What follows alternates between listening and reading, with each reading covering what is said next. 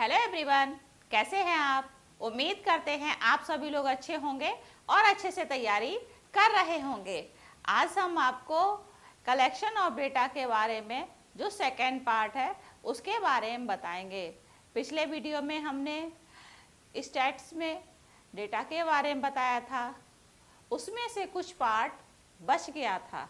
उससे पहले बच्चों हम कहना चाहेंगे कि हमारा वीडियो अच्छा लगे तो लाइक करिए, सब्सक्राइब करिए और बेल आइकन को जरूर दबाइए, जिससे कि मैं टाइम टू टाइम आपको इन्फॉर्मेशन देते रहेंगे और आप दूसरों को भी शेयर करिए, जिससे कि दूसरे लोगों को भी नॉलेज हो।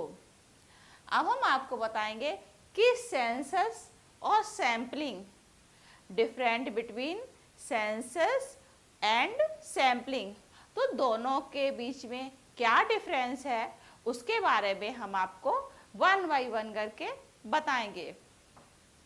तो सबसे पहले हम सेंसस की क्या करेंगे कि हम डेफिनेशन को समझेंगे।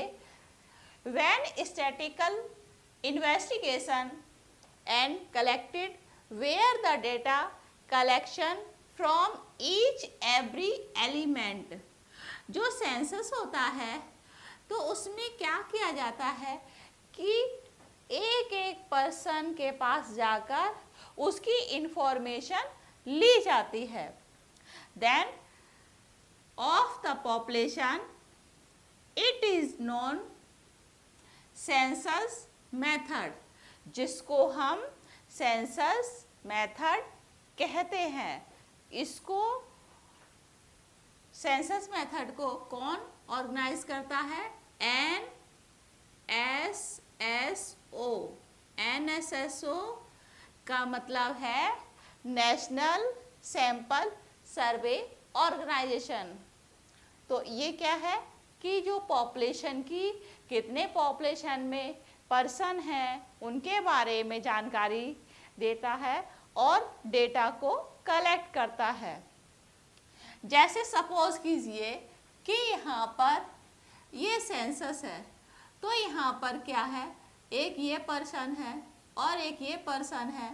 तो सेंसस में क्या होता है कि बहुत सारे व्यक्ति को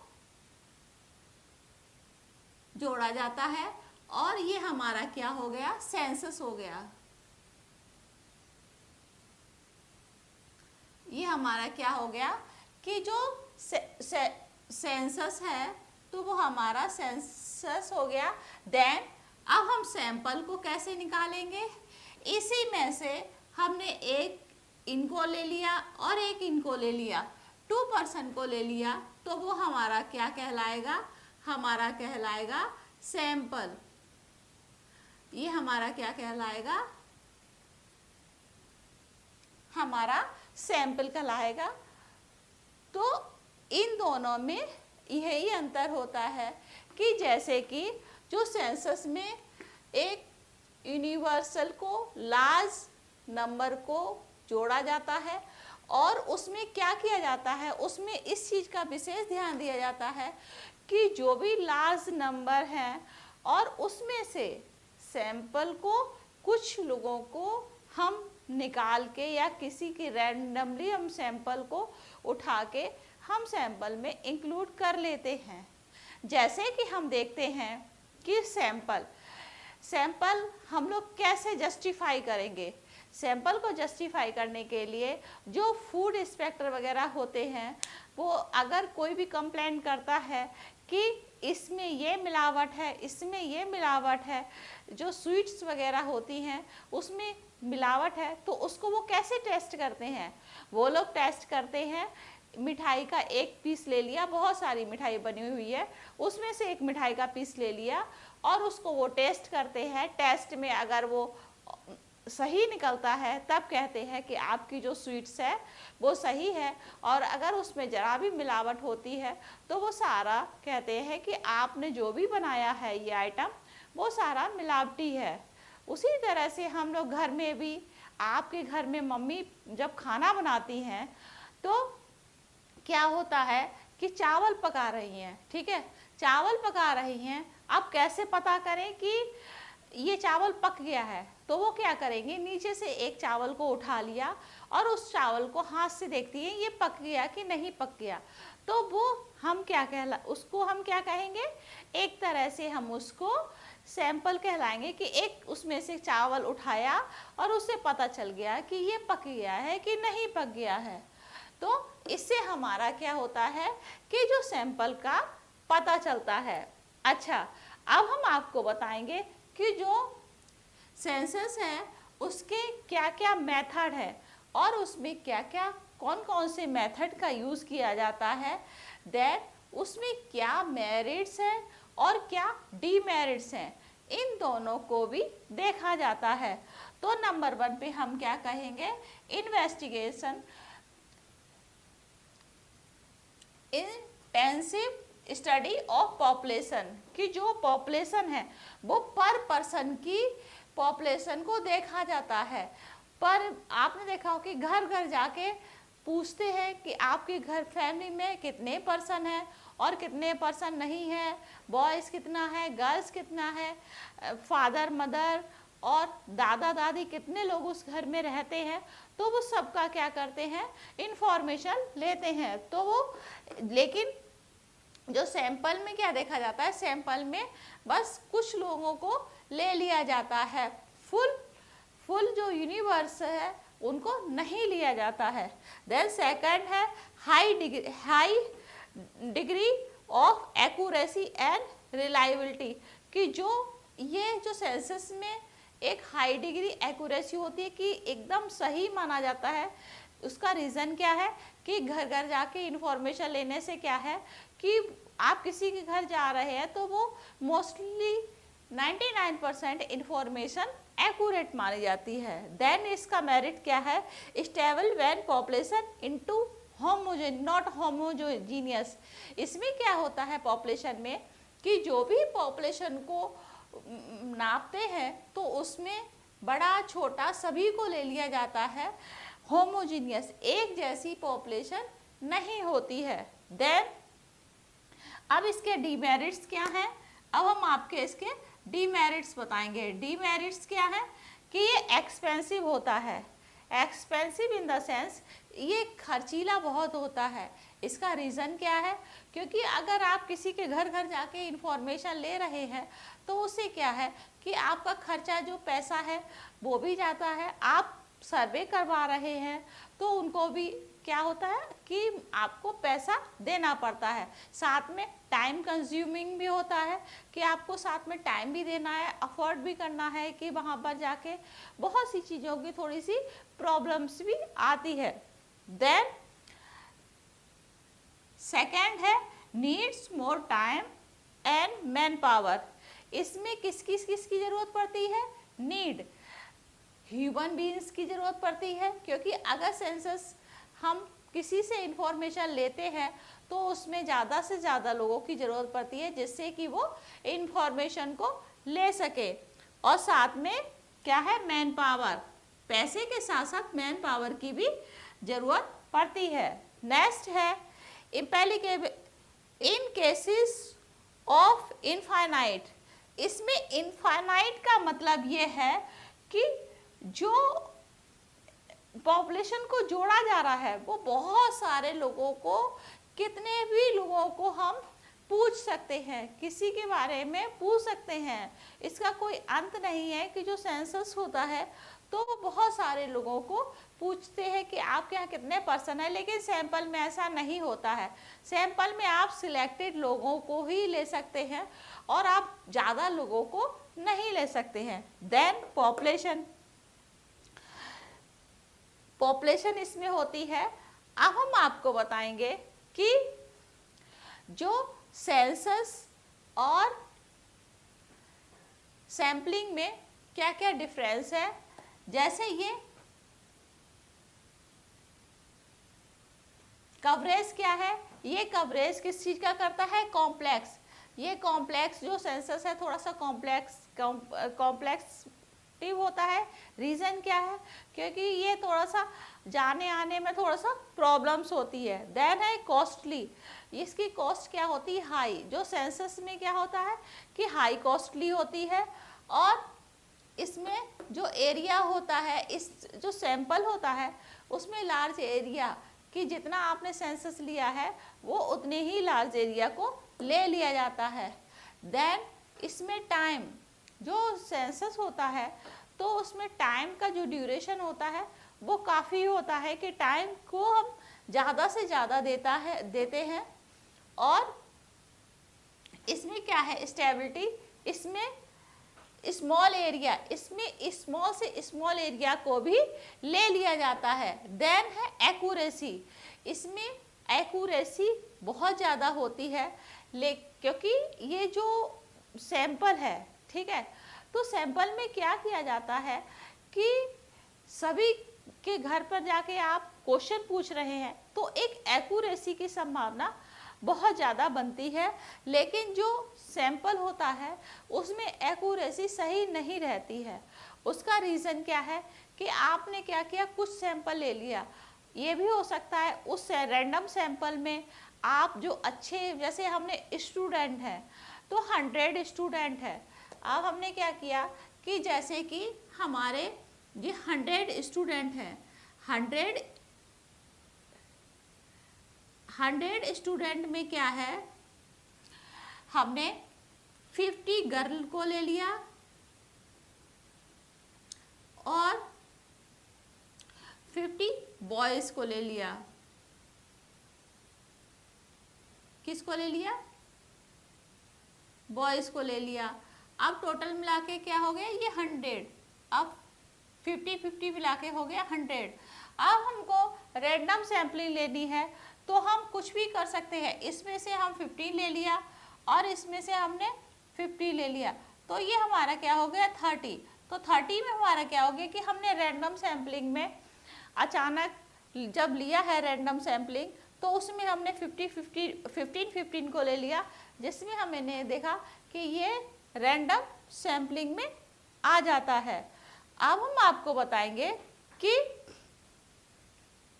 जो सेंसस में एक और चीज क्या होती है, सेंसस में aggregate item to be study investigation, इसमें लार्ज नंबर जो एग्रीगेट इन द सेंस कि इसमें लार्ज एरिया और एग्रीगेट आइटम, बहुत सारे आइटम को लिया जाता है और साथ में उसका क्या किया जाता है, उसका इन्वेस्टिगेशन किया जाता है कि हम उसको किस तरह से लें। बट क्या होता है कि जो सैंपल में बहुत ही थोड़ी चीज़ों को लिया जाता है।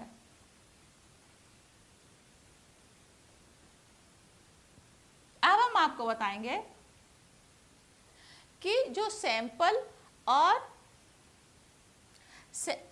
टाइप्स ऑफ सैंपल मेथड, कि जो सैंपल के मेथड हैं कितने कितने टाइप के हैं, तो इसमें भी कई टाइप के मेथड हैं। नंबर 1 है रैंडम सैम्पलिंग और non random sampling. Random sampling में क्या आ जाएगा, रैंडम सैम्पलिंग में आ जाएगा सिंपल रैंडम सैम्पलिंग।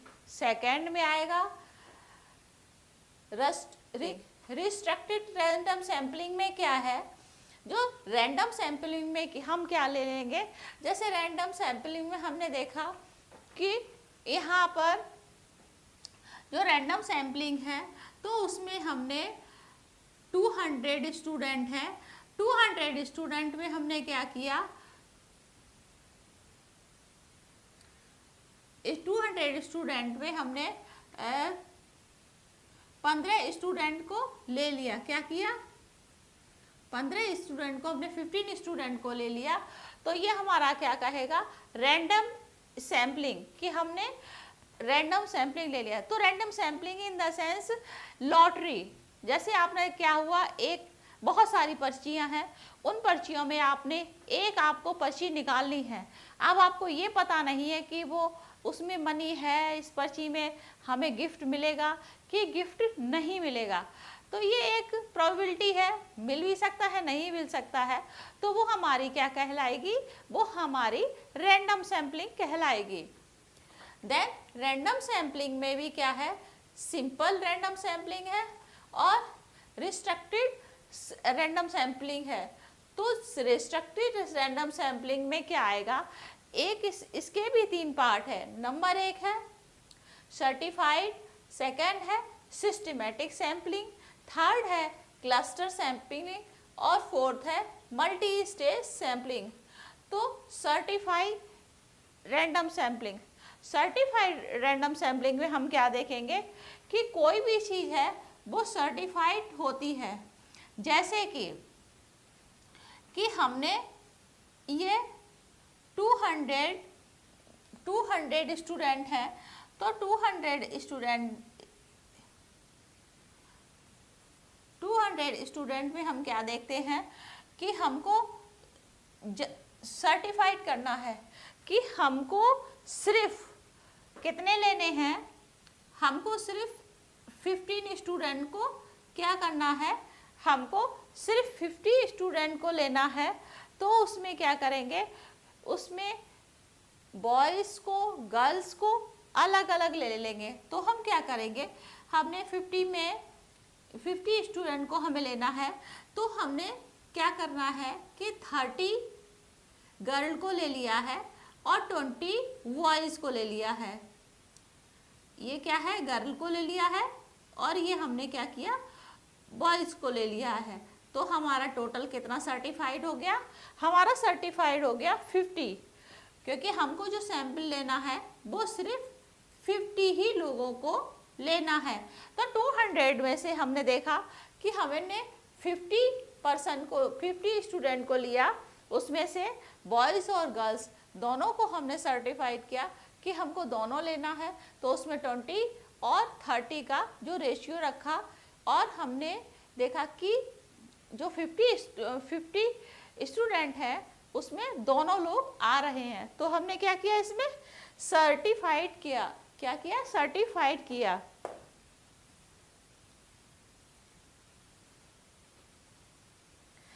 अच्छा बच्चों, जो सर्टिफाइड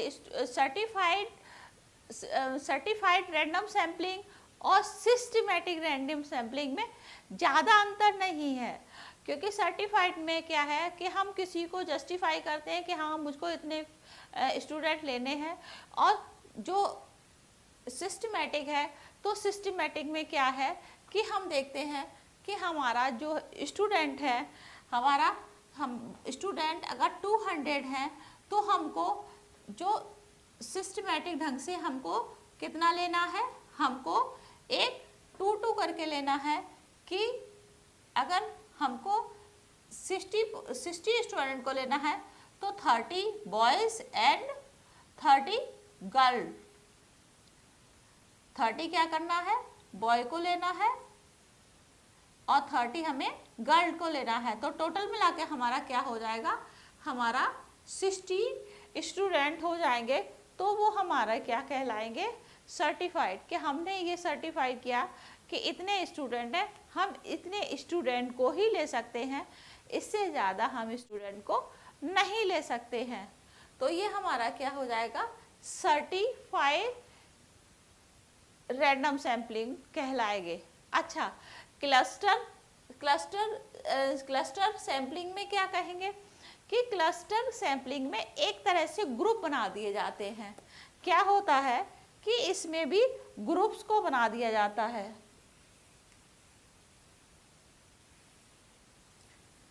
जैसे कि हम जो क्लस्टर है, क्लस्टर को जोड़ लिया जाता है, इसमें ग्रुप बना दिया जाता है, a group and b group. A group में हमें देखा जाता है कि ए ग्रुप में हम क्या देखते हैं,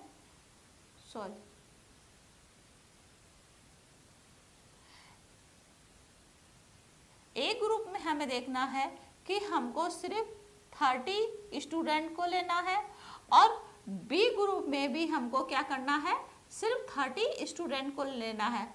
तो टोटल मिला के हमारा क्या हो जाएगा कि हमारा 60 स्टूडेंट हो जाएंगे।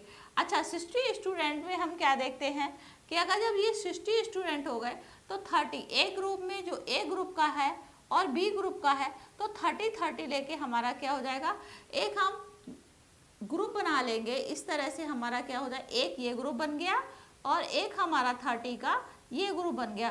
तो इस तरह से हमने क्या किया कि एक ए और बी ग्रुप बना लिया और ये हमने इसको जोड़ दिया कि हमें टोटल मिला के कितना हुआ, क्लस्ट करके हमने कर दिया कि 60 स्टूडेंट हो गए। तो इससे क्या होगा कि हमारा एक ग्रुप बन गया और रैंडम से जो हमारा क्लस्टर है, किस तरह से हमने क्लस्टर करके और हमने इस सैम्पलिंग को बनाया।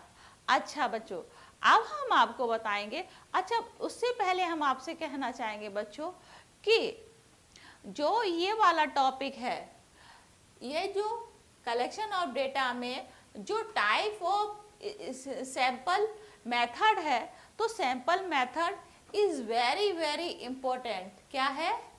वेरी वेरी इंपॉर्टेंट है। आपको ये अगर आप पढ़ लेंगे तो इसमें से बहुत सारे क्वेश्चन बनते हैं। किस किस चीज़ में क्वेश्चन बनते हैं बेटा? इसमें आप चाहे नेट की तैयारी करें, चाहे आप असिस्टेंट प्रोफेसर की तैयारी करें, और चाहे कोई आप 11th-12th में स्टैटिस्टिक्स करें, या आप बीकॉम और बीबीए की करें, उसमें सभी जो ये होता है कि जो सैम्पलिंग है, तो सैम्पलिंग आपका आता ही आता है। क्या होता है कि जो सैम्पलिंग में ये बताया जाता है, तो इसमें छोटी छोटी सी माइनर सी थोड़ा सा माइनर अंतर होता है, जिससे क्या होता है कि बच्चे कंफ्यूज हो जाते हैं। क्योंकि इसमें जो सर्टिफाइड और सिस्टमेटिक, इसमें ज़्यादा अंतर नहीं है। थोड़े से अंतर में क्या होता है कि काफ़ी बच्चों को चीज़ों को देखना पड़ता है। तो अब हम बताएंगे आपको कि मल्टी स्टेज सैम्पलिंग में क्या है कि मल्टी स्टेज जब सैम्पलिंग लेते हैं तो इसमें क्या करते हैं, जैसे 2 = 2, तो हमारा क्या कहेंगे, 4, तो हमारा क्या होगा कि इस तरह से सैम्पलिंग को लिया जाता है कि 2 × 2 = 4, तो मल्टी कैसे, 2 × 2 4, 4 × 4 8, तो इस तरह से क्या होता है मल्टी, 2 2 2, या उसको मल्टीप्लाई करते हैं। तो इस तरह से क्या होता है कि जो मल्टीप्लाई करके हमारा ये जो सैंपल होता है वो मल्टी स्टेज सैम्पलिंग कहलाता है।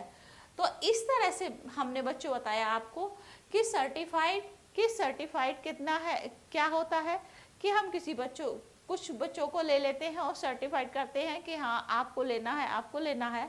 देन आप सिस्टमेटिक में ये है कि ग्रुप बना देते हैं 1 2 3, और उसको अगर हमें 20 या 30 लोगों को पर्सन को लिया गया है, तो उनका ग्रुप बना के उनको हम क्या करते हैं, उस ग्रुप को बना के हम एवरेज में देख लेते हैं हमें कितना लेना है और कितना नहीं लेना है। उसको हम क्या करते हैं, एक सिस्टमेटिक ढंग से ले लेते हैं, और क्लस्टर को हम क्लस्टर के ग्रुप की तरह हम क्लस्टर करते हैं, ग्रुप की तरह बना लेते हैं। तो उस तरह से हमारा क्या कहलाता है, क्लस्टर कहलाता है। और मल्टी स्टेज में हमने बताया आपको कि एक मल्टीनुमा कि 2 × 2 = 4, कि हमारा कितना होगा 4। इसी तरह से 3 × 2 तो हमारा =6 हो जाएगा। तो इस तरह से क्या है कि मल्टीप्लाई हो जाता है, जो सैम्पलिंग मल्टीप्लाई भी ली जाती है वो मल्टीप्लाई करके ही सैंपल को लिया जाता है।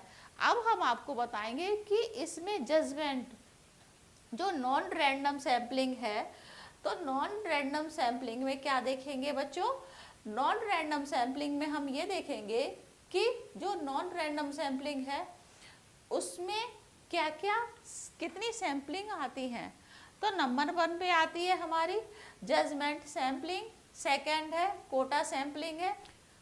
इसमें हम देखते हैं कि कन्वीनियंस, कि किस तरह से हमारी जो सैम्पलिंग है वो कन्वीनियंस है, कि कन्वीनियंस कि हम उसको कम और ज़्यादा भी कर सकते हैं, और हम इजी उठा के कहीं भी ला सकते हैं और उसको छोड़ सकते हैं।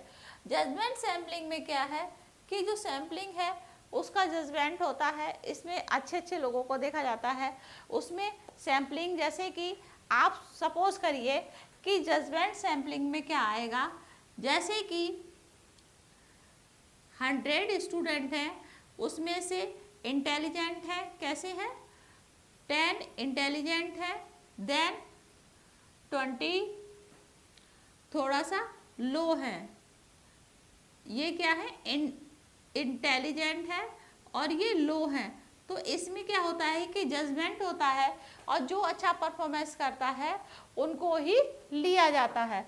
तो हमारी ये क्या कहलाएगी, जजमेंट सैम्पलिंग कहलाएगी। अच्छा, कोटा में क्या है, कोटा में एक है कि एक कोटा रख दिया जाता है कि 100 सैंपल है, 100 सैंपल हैं, तो 100 सैंपल में क्या देखा जाता है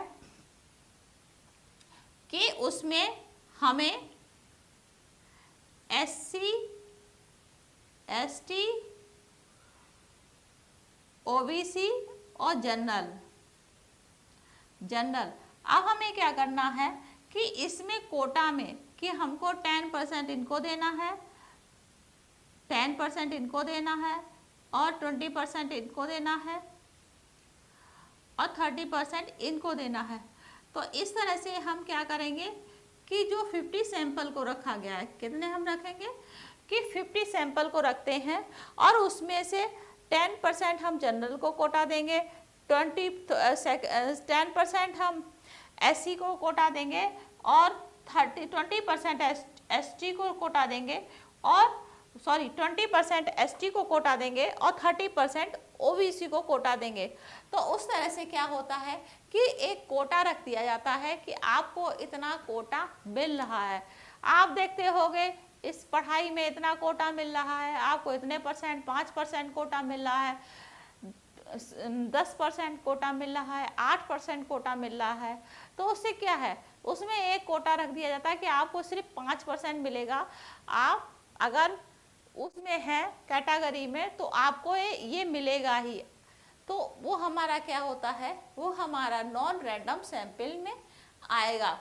कन्वेंशियस, तो इसमें क्या है कि हम कोई भी आराम से इजी वे में हम कन्वे कर सकते हैं। क्या कर सकते हैं हम इसको, कन्वीनियंस कर सकते हैं कि कन्वीनियंस हम कम और ज़्यादा भी कर सकते हैं। हम किस तरह से कन्वीनियंस करेंगे, कन्वीनियंस हम करेंगे कि अपने अकॉर्डिंग उसको ढाल देंगे सैंपल को। करना है कि किस तरह से हमें कन्वीनियंस करना है। कन्वीनियंस करने से क्या है, कन्वीनियंस करने से ये है कि अपने अकॉर्डिंग कम ज़्यादा करेंगे और उससे क्या होगा कि वो आपके सैंपल में कन्वीनियंस हो जाएगा। नेक्स्ट हम आपको बताएंगे कि जो सैंपल के मेथड क्या है और मेरिट और डीमेरिट्स क्या है जो सैंपल हैं।